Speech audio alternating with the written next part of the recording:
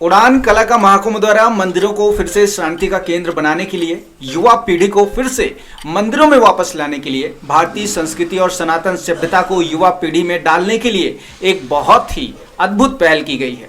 इस पहल का नाम रखा है कला गुरुकुल।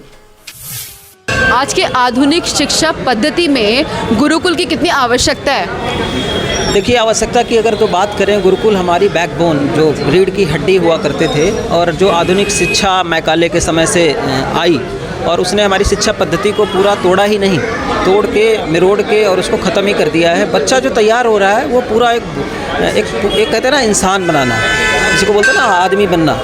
तो बच्चा जो है वो नौकर बन रहा है, वो इंजीनियर बन रहा है, वो डॉक्टर बन रहा है, इंसान नहीं बन रहा है। हमारे गुरुकुल की जो परंपराएं थी वो इंसान बनाती थी एक बच्चे को। उसमें हम बच्चे के अंदर ईगो कैसे कम करनी है, बच्चे के अंदर युद्ध कैसे लड़ना है, बच्चे के किसी सिचुएशन से कैसे बाहर निकलना है, तो डिफरेंट सिचुएशंस बच्चे को दी जाती थी। उसके माध्यम से बच्चे वो पूरी एक लाइफ स्टाइल जीना, जो ज़िंदगी को जीना सीखते थे गुरुकुल में, वो कहीं ना कहीं मिसिंग दिखाई दे रहा है। इसी वजह से परिवारों में देखा होगा लड़ाई झगड़े, और बच्चे माँ बाप की बात नहीं मानते, क्योंकि उनको वो सिखाया ही नहीं जा रहा, तो क्यों माने। संस्था के ट्रस्टी और विश्व प्रसिद्ध कवि राजेश चेतन ने कला गुरुकुल को बदलते भारत की जरूरत बताया। उन्होंने कहा कि पहले के मंदिर केवल मन्नत मांगने की जगह नहीं होते थे, बल्कि कला, ज्ञान और शक्ति का केंद्र होते थे। मंदिरों को फिर से कला का केंद्र बनाने के लिए भारत के हर मंदिर में कला गुरुकुल अनिवार्य होना चाहिए।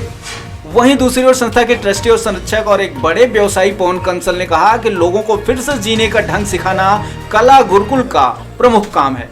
इस भव्य उद्घाटन में सोनोटेक म्यूजिक कंपनी के एमडी हंसराज रल्हन व लायंस दिल्ली वेज के संस्थापक गौरव गुप्ता भी मौजूद रहे। कला जगत की कई हस्तियों और गुरुओं की प्रस्तुति हुई, उन्हें कला गुरुकुल की जिम्मेदारी दी गई। कार्यक्रम में संस्था के संरक्षक प्रकाश चंद्र जैन, ट्रस्टी सीए रजनीश गुप्ता, निगम पार्षद अंजू जैन, कवित्री बलजीत कौर और इनके साथ तमाम ऐसे लोग शामिल रहे जो इस संस्था को आगे बढ़ाने में बढ़ चढ़ कर हिस्सा ले रहे हैं।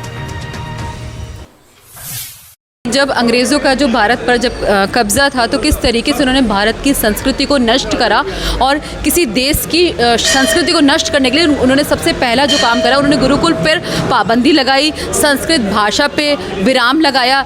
इसी तरीके से उन्होंने अपने कॉन्वेंट स्कूल की स्थापना की। तो आज के युग में आपको कैसा लगता है कि इतने सारे कॉन्वेंट स्कूल हैं और गुरुकुल अब एक विलुप्ति की कगार पर है, तो आप एक उड़ान जो संस्था है वो किस तरीके से इसको फिर से पुनर्स्थापित करेगी? देखिए, मेरा होता है कि ना, किसी पैटर्न को ख़राब करोगे तो अपना पैटर्न चलाओगे तो पैटर्न नहीं चलता है। जी। हम किसी भी चीज़ को छेड़ नहीं रहे हैं। जी।